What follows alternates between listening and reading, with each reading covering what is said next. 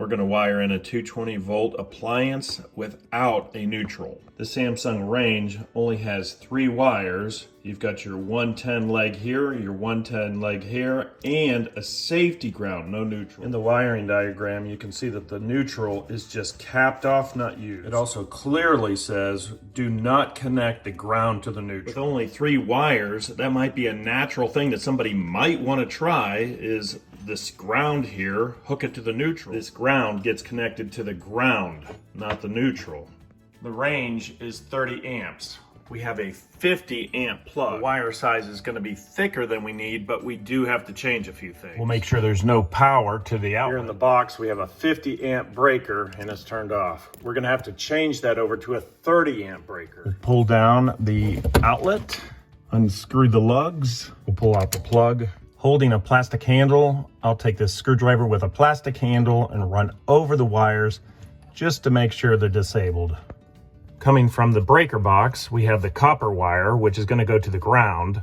We have the red, which is going to go to the red wire, the black that's going to go to the black wire, and the white as a neutral, we're just going to cap off and not use. We're going to hardwire everything with this faceplate with a connector. We'll place the wires into the connector. We'll clamp in our armored cable here. We'll tighten everything up. We'll connect the green wire to the copper. Make sure the wire nuts are extremely tight.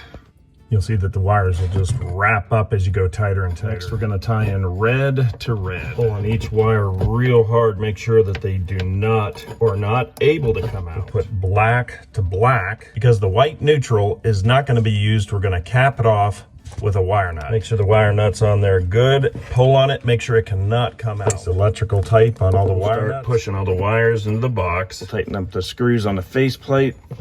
Because the range has a 30 amp rated wire, we're going to have to put in a breaker that's 30 amps, even though the wire going to the box is thicker. This breaker will protect the wire for the range. This video would be for educational purposes only. There's a lot of voltage in here. Before I remove the front cover, I'll flip off the main switch. The power at the top is going to still be live. These will not be.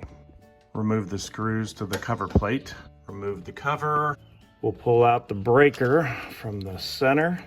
Pull it out. We'll pull out the wires. We'll be able to switch out to our 30 amp. Place our 30 amp breaker back into place. Place the cover back on. We'll turn on the breaker. Everything's connected and works.